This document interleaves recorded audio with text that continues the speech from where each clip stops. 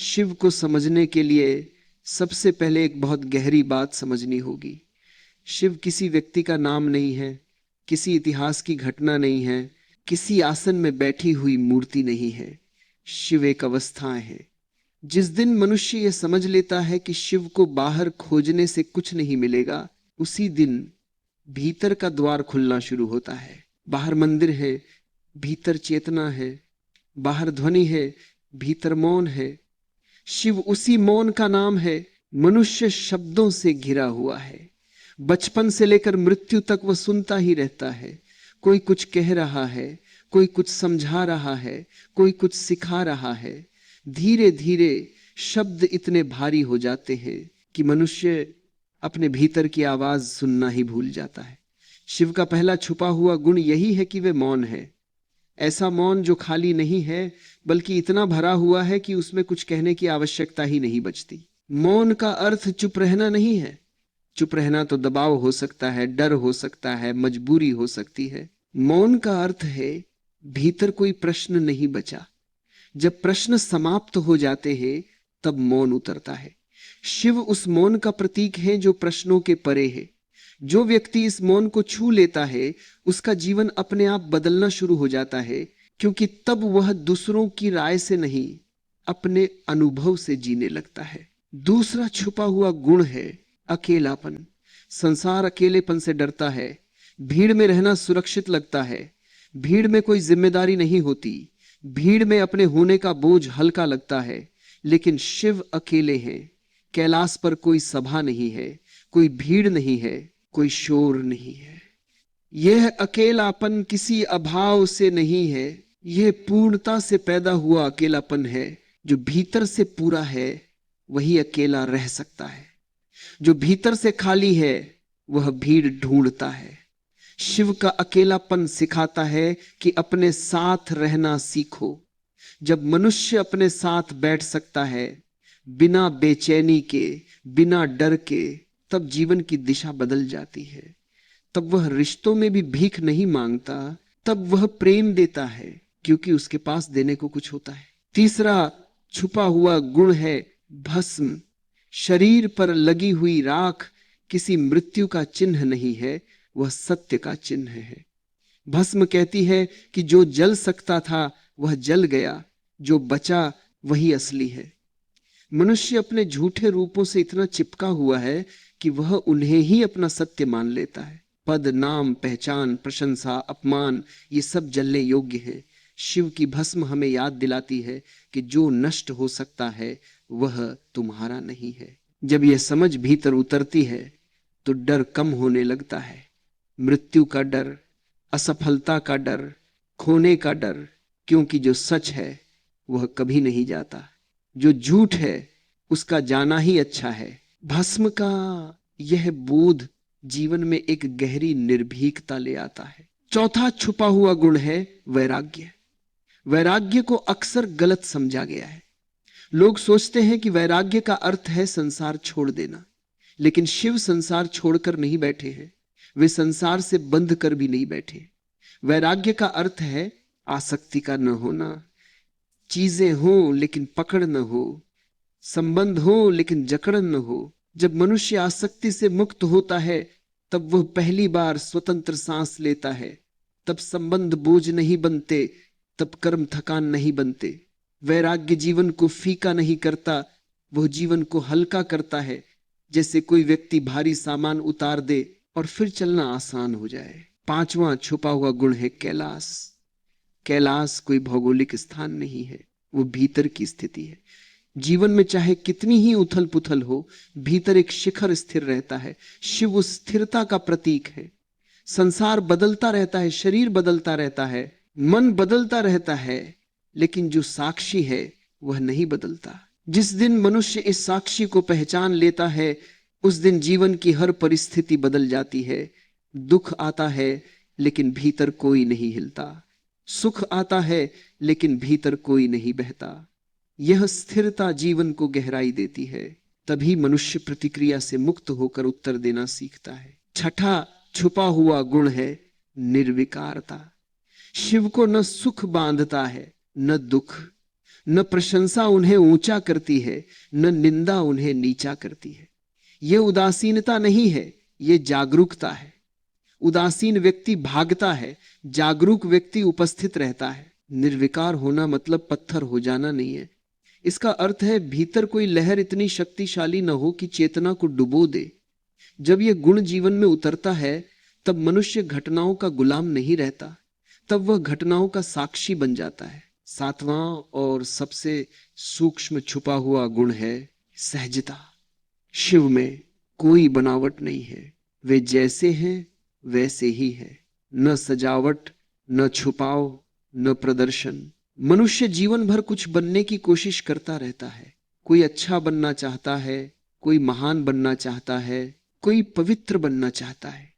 इस बनने की दौड़ में वह अपने होने को खो देता है। शिव सिखाते हैं कि बनो मत, बस हो जाओ। जैसे हो उसे पूरी ईमानदारी से स्वीकार कर लो। स्वीकारोक्ति से ही रूपांतरण शुरू होता है।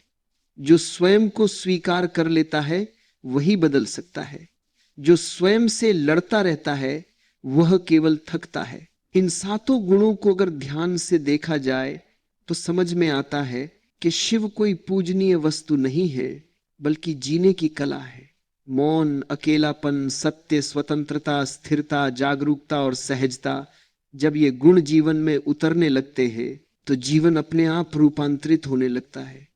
कोई प्रयास नहीं करना पड़ता, कोई संघर्ष नहीं करना पड़ता। शिव का मार्ग संघर्ष का नहीं है, जागरण का है। जैसे ही आंख खुलती है अंधकार अपने आप चला जाता है। और यही शिव का सबसे बड़ा उपहार है कि वे हमें लड़ना नहीं सिखाते, वे हमें देखना सिखाते हैं। जब देखना आ गया तो जीवन स्वयं अपना मार्ग खोज लेता है। शिव को समझते समझते जब मनुष्य भीतर थोड़ा स्थिर होने लगता है तब एक और गहरा रहस्य प्रकट होता है। यह रहस्य बहुत असहज है, क्योंकि यह मनुष्य की उस आदत के विपरीत है जिसमें वह हमेशा सुख को चुनता है और दुख से भागता है। शिव का एक छुपा हुआ गुण है विष को स्वीकार करना। शिव ने विष पिया, लेकिन वह विष हृदय में नहीं उतरा, वह कंठ में ही ठहर गया। इसका अर्थ यह नहीं है कि पीड़ा को दबा दिया जाए, बल्कि इसका अर्थ यह है कि पीड़ा को चेतना में बदल दिया जाए। सामान्य मनुष्य जब दुख से मिलता है तो या तो रोता है, या शिकायत करता है, या किसी को दोष देता है। वह दुख को समझने की कोशिश नहीं करता, वह केवल उससे बचने की कोशिश करता है। लेकिन शिव का मार्ग अलग है। शिव कहते हैं दुख भी जीवन का संदेश है। यदि तुम भागे तो संदेश छूट जाएगा, यदि तुम रुके देखे तो वही दुख तुम्हें गहराई देगा। जब मनुष्य दुख को बिना प्रतिरोध के देखता है तब एक अद्भुत घटना घटती है। दुख धीरे धीरे अपनी शक्ति खो देता है। वह बोझ नहीं रह जाता, वह समझ बन जाता है। विष तब अमृत में बदलने लगता है। यही कारण है कि शिव का कंठ नीला है। वह याद दिलाता है कि जिसने पीड़ा को चेतना में बदल लिया वह जहर से भी मुक्त हो गया। दूसरा गहरा गुण है रुद्र का स्वरूप। लोग रुद्र को क्रोध से जोड़ते हैं, लेकिन यह बहुत सतही समझ है। रुद्र क्रोध नहीं है, रुद्र तीव्र जागरूकता है। जब कोई व्यक्ति पूरी तरह सोया हुआ होता है तो उसे हिलाना पड़ता है, कभी कभी झटका देना पड़ता है। रुद्र वही झटका है। जीवन में बहुत बार ऐसा होता है कि मनुष्य अपनी ही बनाई हुई झूठी शांति में सो जाता है। सब कुछ ठीक ठाक दिखता है, लेकिन भीतर सड़ांध होती है। रुद्र उस सड़ांध को तोड़ते हैं। यह तोड़ना कठोर लगता है, लेकिन यह करुणा से पैदा होता है। जैसे सर्जन का चाकू बाहर से हिंसा लगता है, लेकिन भीतर से वह जीवन बचाता है। शिव का तीसरा छुपा हुआ गुण है तीसरा नेत्र। लोग उसे किसी चमत्कारिक आंख की तरह देखते हैं, लेकिन उसका अर्थ बहुत सरल और बहुत गहरा है। पहली आंख संसार को देखती है, दूसरी आंख मन को देखती है, तीसरी आंख सत्य को देखती है। तीसरी आंख देखने की नहीं, जानने की अवस्था है। जब तीसरी आंख खुलती है तब भ्रम गिरने लगते। तब मनुष्य चीजों को वैसा नहीं देखता जैसा वो चाहता है, वो उन्हें वैसा देखता है जैसी वे है। यही सबसे बड़ा रूपांतरण है क्योंकि दुख का मूल कारण यही है कि हम वास्तविकता को नहीं, अपनी कल्पना को जीते हैं। तीसरी आंख कल्पना को काट देती है। चौथा गुण है मृत्यु के साथ मित्रता। संसार मृत्यु से डरता है, इसलिए वह जीवन को भी पूरी तरह नहीं जी पाता। जो मृत्यु से डरता है वह जीवन में जोखिम नहीं लेता, वह प्रेम में पूरी तरह नहीं उतरता, वह सत्य को जीने का साहस नहीं करता। शिव मृत्यु को शत्रु नहीं मानते, उनके गले में खोपड़ियों की माला है। यह भयावह नहीं है, यह गहरा संदेश है। यह कहता है कि जिसने मृत्यु को देख लिया वह जीवन से मुक्त हो गया। मृत्यु का बोध जीवन को गंभीर नहीं बनाता, वह जीवन को तीव्र बनाता है। तब हर क्षण अनमोल हो जाता है। पांचवा छुपा हुआ गुण है तांडव। लोग तांडव को विनाश का नृत्य कहते हैं, लेकिन यह अधूरी बात है। तांडव झूठ के विनाश का नृत्य है। जो असत्य है, जो उधार है, जो दिखावा है, उसका टूटना आवश्यक है। जब तक झूठ खड़ा है, सत्य प्रकट नहीं हो सकता। मनुष्य भीतर ही भीतर बहुत कुछ ढो रहा है जो उसका नहीं है। समाज से मिला हुआ, परंपरा से मिला हुआ, डर से बना हुआ तांडव उस सबको गिरा देता है। यह गिरना पीड़ादायक हो सकता है, लेकिन इसके बाद जो शून्य बनता है वही ध्यान का द्वार है। छठा गुण है करुणा और कठोरता का अद्भुत संतुलन। शिव अत्यंत करुणामय है, लेकिन वे कमजोर नहीं है।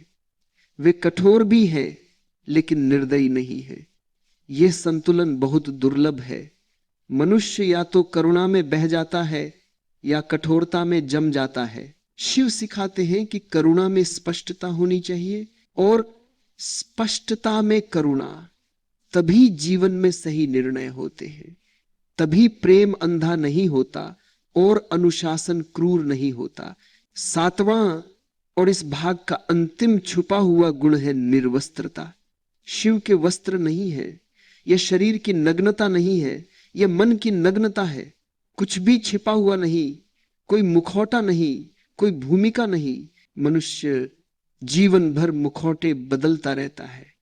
घर में कुछ और, बाहर कुछ और, भीतर कुछ और। जब ये मुखौटे गिरते हैं तब डर लगता है, लेकिन उसी डर के पार मुक्ति है। जो व्यक्ति अपने आप को पूरी तरह देख सकता है वही अपने आप को पार कर सकता है। इन गुणों को समझते समझते यह स्पष्ट होने लगता है कि शिव कोई आदर्श नहीं है जिन्हें नकल किया जाए। शिव एक दर्पण है। वे हमें दिखाते हैं कि हमारे भीतर क्या क्या छुपा हुआ है, और जो दिख गया वो आधा बदल गया। यहीं से भीतर की यात्रा और गहरी हो जाती है। अब जीवन केवल समझ नहीं रह जाता, वह प्रयोग बन जाता है। अब हर अनुभव साधना बन जाता है।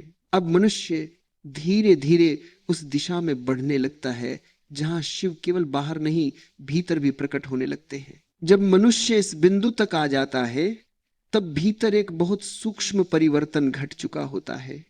अब वह केवल सुनने वाला नहीं रहता, वह देखने लगता है। अब जीवन उसके ऊपर घटने वाली घटनाओं की श्रृंखला नहीं रह जाता, बल्कि वह स्वयं जीवन की धड़कन को महसूस करने लगता है।